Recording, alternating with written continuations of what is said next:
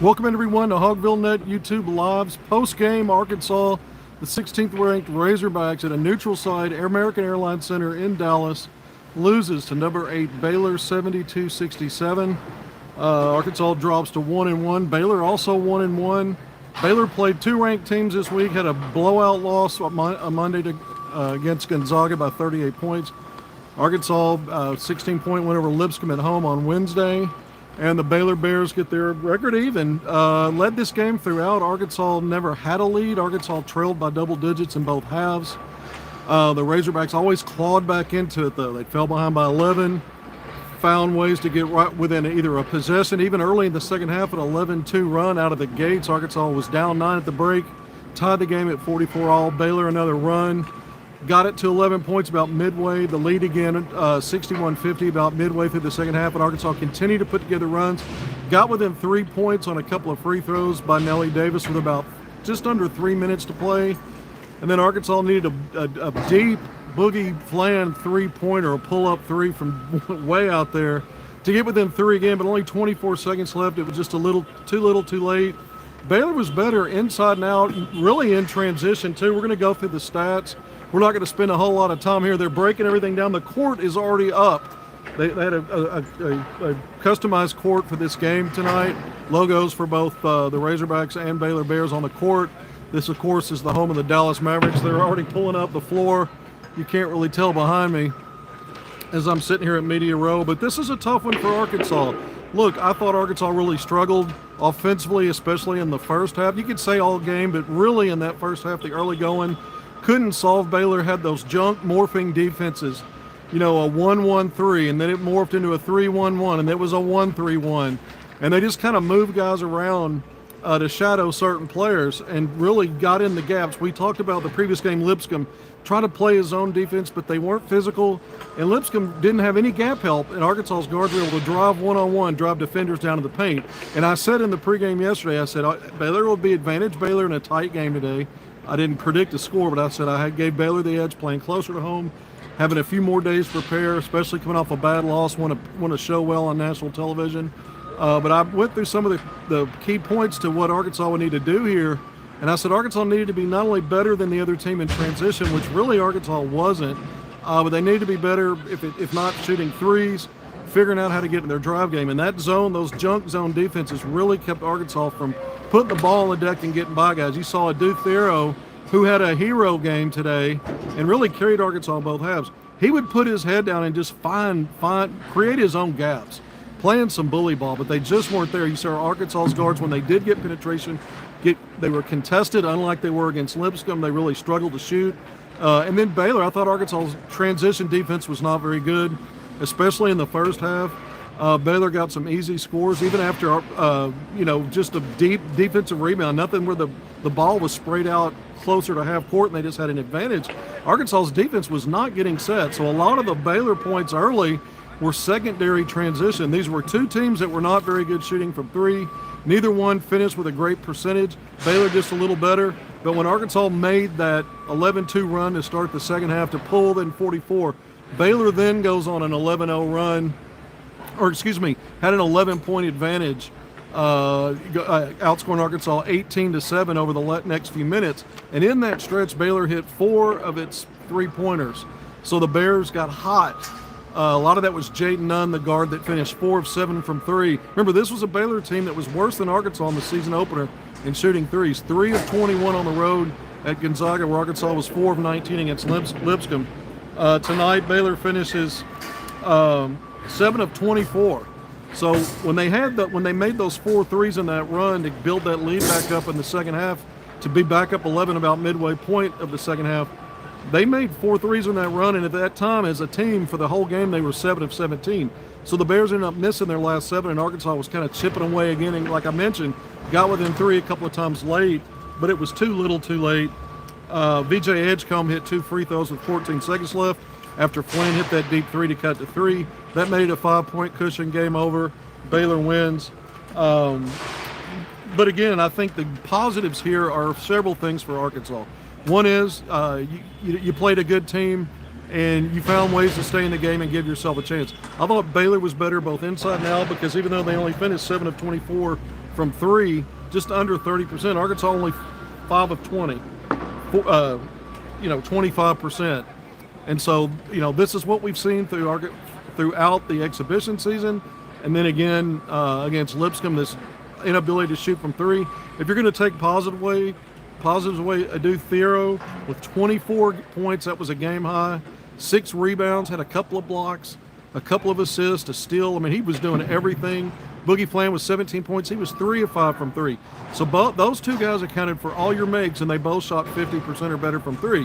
One of the biggest problems was, though, and Flan, by the way, with those 17 points, he had 7 assists, 5 rebounds, a steal. So he continues. When you look at game one, he was Arkansas's leading scorer at 17 points against Lipscomb. Tonight, 17 points. And if you look at the exhibition season, he's been the only Razorback in double figures all 4 games. And if you were averaging it all out, he's Arkansas's leading scorer. And that's also the case, even leaving this game through 2 games. And you've also got Adu Thiero now, 8 points in the first game, 24 tonight, 32, 16 points a game. Boogie's averaging 17, and Nelly Davis with his 15 points the previous game. Disappointing showing for him, as well as DJ Wagner. Look, after that Kansas exhibition game where Wagner went off for 24, efficient from everywhere, including 3, he has not made a 3-point shot since then. 0 of 3 today. I think he was 0 for 1 against Lipscomb, and he was 0 for 3 against TCU. So 0 for 7. We would talk about it. He's a low volume guy for distance. You could tell he doesn't want to take them.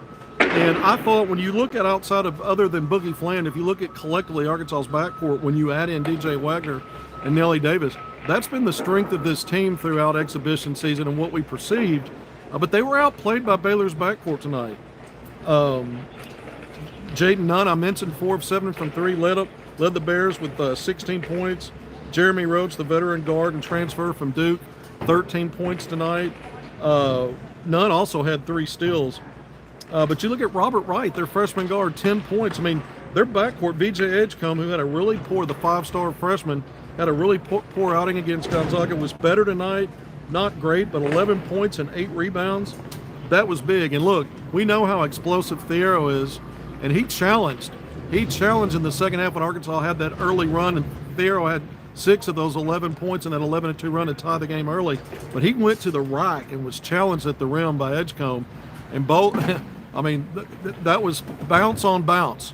Edgecombe blocked it, the foul was called. I think Adu made 1 of 2 free throws there, and that was part again of that 11-2 run that helped Arkansas tie the game at 44. The Hogs never could get over the hump. I mean, again, Arkansas would make a run, get it close, get within a possession, even tie it.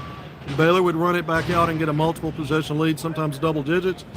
11-point leads in both halves for the Bears, 9 points at halftime, 5 on the final scoreboard. I think the positives, though, this will be a quality loss on your resume. If you want to call that a positive, it's not going to hurt your resume postseason. Arkansas's got plenty of quad 1 win opportunities coming up. But you learned a lot about your team from this, I think, as well.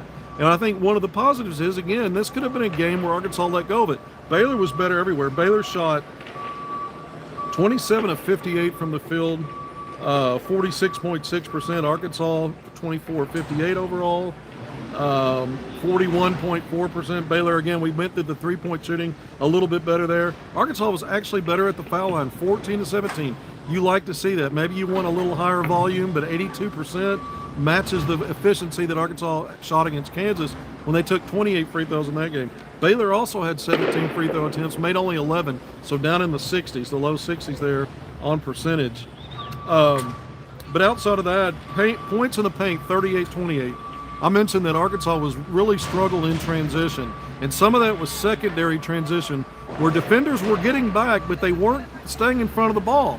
And Baylor's guards, all 3 of them, when you talk about Rhodes, Nunn, and Robert Wright, are very quick twitch guys, and they cross you over.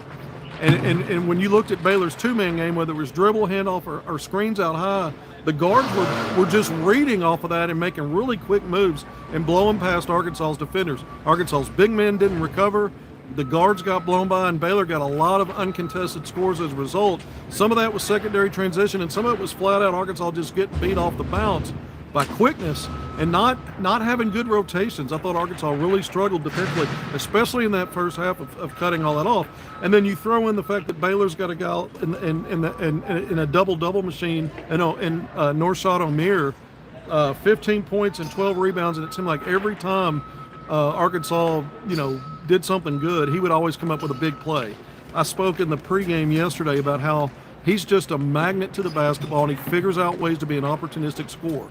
He's kind of undersized, but he reminds me a lot of Corliss Williamson, a better rebounder, but that undersized guy that just kind of owns the paint. And when he gets to his spots, whether it's an offensive rebound for a putback or just kind of curling in or maybe taking a bounce or two and working his way in, he uses his frame to get clean angles, and he knows how to finish on those angles. Really good basketball player. It always seemed like he stepped up too when Arkansas was making a run. Baylor's got good players. It's a good team. I know that blowout loss at Gonzaga looked bad, but that's one game, and basketball doesn't work like football where one weekend can ruin your season. This is basketball, and so we'll see how good Baylor is this year, but a top 10 ranked team nonetheless, and 1-1 after playing two ranked teams in its first week of the season.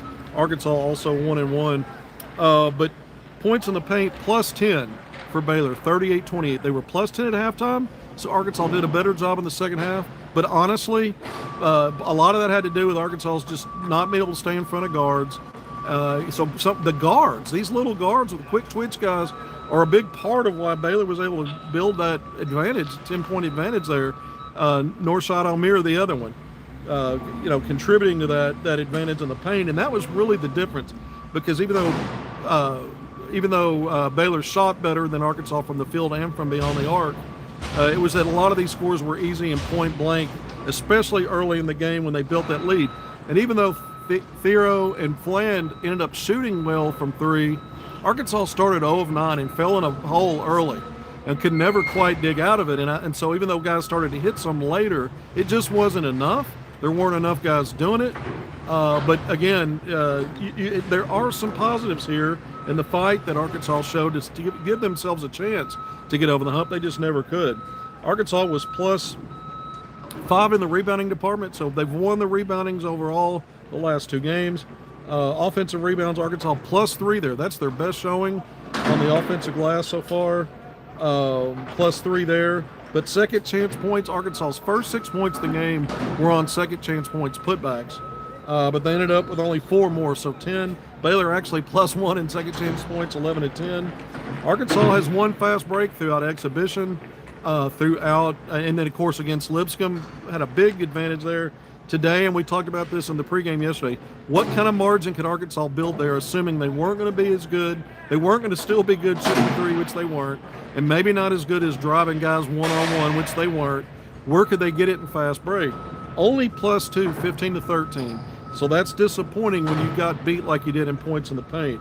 And again, Baylor basically, even in fast break, but it was secondary transition where that does not count as a fast break stat, where again, that fed that plus 10 advantage in second chance points.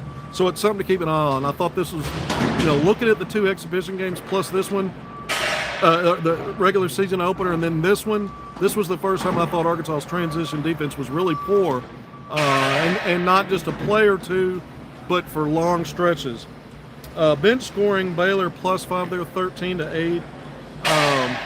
Going through Arkansas, we talked about how good Thiero was and Fland.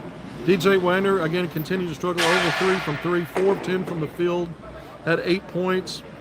Another high turnover game for him, 3 turnovers and only 1 assist. He had 3 turnovers in Arkansas's last game against TCU in last exhibition game, a loss. Here in DFW, Arkansas goes 0-2. 1 doesn't count, 1 does, and 1-2 against the Big 12. 2 of those didn't count. That went over Kansas, of course, also being exhibition. But Wagner, 5 turnovers against TCU, so he's had a lot of turnovers, very few assists, not shooting well from 3. He's off to a rough start after that brilliant performance in a game that didn't count against the Jayhawks. Nelly Davis, efficient in Arkansas's game against Lipscomb, not so good in exhibition season, not so good tonight. He did a little better in the second half in terms of at least creating spots. He didn't shoot well though, but he got in opportunities that he really wasn't getting in the first half. But he finished 2 of 9, 0 of 5 from 3. He did make all 4 of his free throws, 8 points, 3 rebounds. He had an assist. Just not a whole lot coming from that spot. Big Z now struggled again. He did not play well in DFW. He didn't play well against TCU, which was Arkansas's most physical challenge through those 2 exhibition games, and against Lipscomb until tonight. And Big Z once again got the start. Only 17 minutes, 2 points. Both of them at the free throw line, 0 of 3 from the field, 5 rebounds. He struggled. He struggled with I thought he struggled with Baylor's quickness, not only trying to, close on the guards around the basket and protect the rim. He just got out of the way. He was not close enough to really challenge any shots. And then Norshad Omier, a wily veteran, had his way in that paint. Arkansas tried to counter with other guys like Trevor Brazil. TB with 4 points, only 3 rebounds, and I thought Omier took him to task a few times as well. And TB had a couple of off-balance attempts to tip the ball in offensively. He probably would have been better served just coming down with a rebound and going back up. He was off balance and not in position to tip. So those are things they can work on. 2 of 3 from the field, almost 22 minutes for Trevor Brazil. You just didn't get a lot from the front line. Jonas Adu upped his 7 minutes against Lipscomb to 9 tonight. But only 1 rebound in those 9 minutes. Didn't score, had a turnover. No other stats for him. 1 field goal attempt, and that was a lob pass that was kind of a bunny, and he shorted it right at the rim. Here's a guy that's not playing at full health. I don't know what the percentage is on how healthy he is, but it's not very high. It's not very, it's not conducive to leaving him on the court and expecting him to impact either end of the court. It just hasn't been there yet. And we'll see when it is. He didn't play in the exhibition season, and now in Arkansas's first 2 regular season games, he's totaled 16 minutes, 2 points, and 4 rebounds. That's it. So you look at Arkansas's front line, disappointing. I thought Billy Richmond had his moments again. Game 2, second game in a row. Big smash in transition, hit both of his free throws that helped Arkansas in that first half run when Arkansas closed within 33-31. He was a big part of that. But he ended up with 4 points, 2 rebounds. He did suffer a turnover, and he blocked a shot. Man, some of those hustle plays between Billy Richmond and Duke Thero, they're next level because of how quick they are and explosives off the floor. And both of them are vicious about how they get into that stuff.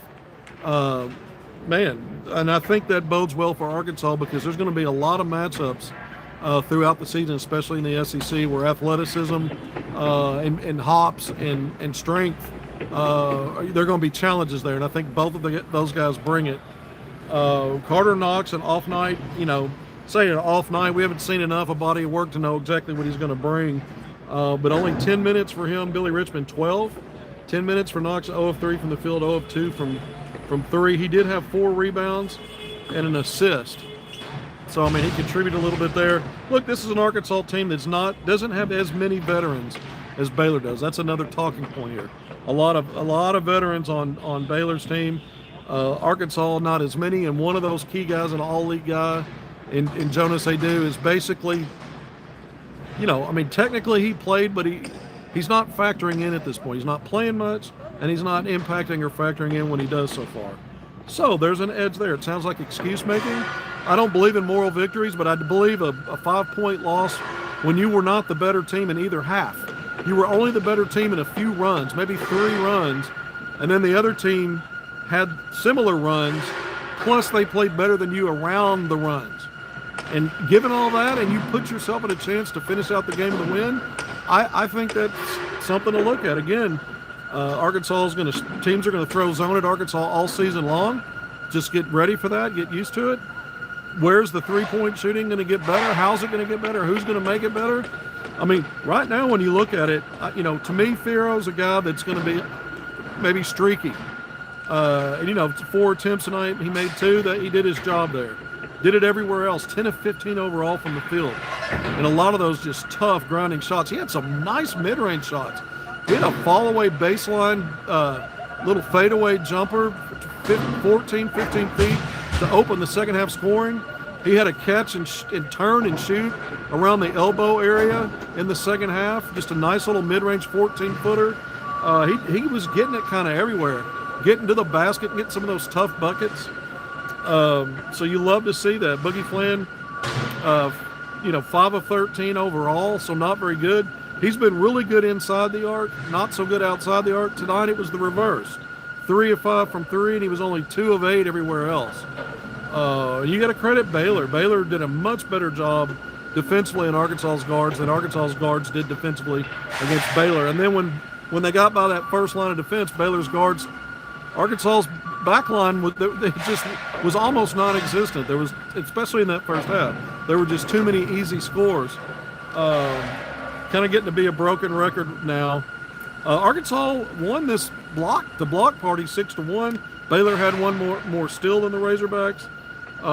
And Arkansas loses the turnover battle 11-8, so -3 there. Again, points off turnovers. Both teams had 10. But this was Baylor's game, and the fact that you stayed with it and gave yourself a chance to win again is a silver lining. If you don't want to say it's a moral victory, I don't either. You came here to win this game, but you might have gotten your breaks beaten off as poorly as you played and shot the ball and some of the mistakes you made. And so, and I thought Arkansas was very proactive in creating deflections and forcing turnovers. Arkansas had some unforced stuff. Baylor also did a good job in times, jumping passing lanes or getting deflections. I thought Arkansas was actually better in some of those blue-collar things at times, just not enough of that. And that explains this game. All right, we're going to sign off now, 21 minutes in. It's a long weekend. I think Monday's Veterans Day, so I don't know if you're off work, but the post office will be shut down and probably banks. But it's also the first day of a 4-day dead period of the NCAA in recruiting, so no visits. But it's also decision day, Monday's decision day for 5-star top 10 rated guard Malik Thomas, 6'4" guard out of Pittsburgh, plays at Overtime Elite. He's going to make his announcement. He's down to Arkansas, UConn, and Pittsburgh. It's all Razorbacks. That's what I've been hearing for a while. I've been saying that. Good news coming. Chris Sinek Jr., the 5-star big man out of the Baton Rouge area, plays at Lincoln Academy, taking his visit this weekend to LSU. It's probably coming down to LSU and Arkansas, or maybe LSU, Arkansas with Kentucky and Tennessee in there somewhere. Kentucky's been jostling for Caleb Wilson, a similar position type. Arkansas's trying to get him to visit, and he says he's going to. So a lot going on in recruiting, but I think Arkansas doubles its 5-star, top 10 rated 5-star backcourt. It's got one commitment already from Darius A. Cup Jr., as everyone knows, class of 2025, 6'3" guard out of Detroit, IMG Academy. He's going to sign early. The early period starts the 13th through the 20th, so just a few days away later in the week. I think it's a Thursday, let's say the 10th. I'm going to do bad math, my 11th, 12th. Wednesday the 13th, and runs through the 20th of the following week. So if you get Malik Thomas off the board on Monday with a commitment and pair that with Acuff, both those guys sign early. That's what I'm told. If something changes, we'll let you know, but Arkansas should have 2 guys signed. I don't see an upset of the apple cart with Malik Thomas at this point. Recruiting's weird. I talked to someone really close to Arkansas's knowledge of the situation and said, stranger things have happened. So there's always that caveat, and that's why I say it a lot. All right, and I am signing off now. Thank you for joining me on HogvilleNET YouTube Live postgame. Number 8, Baylor, 72. Number 16, Arkansas, 67. If you haven't hit subscribe, like, or share to this point, please go do that. That helps us out. We hope you like the content. But until next time, take care, and I'll see you then.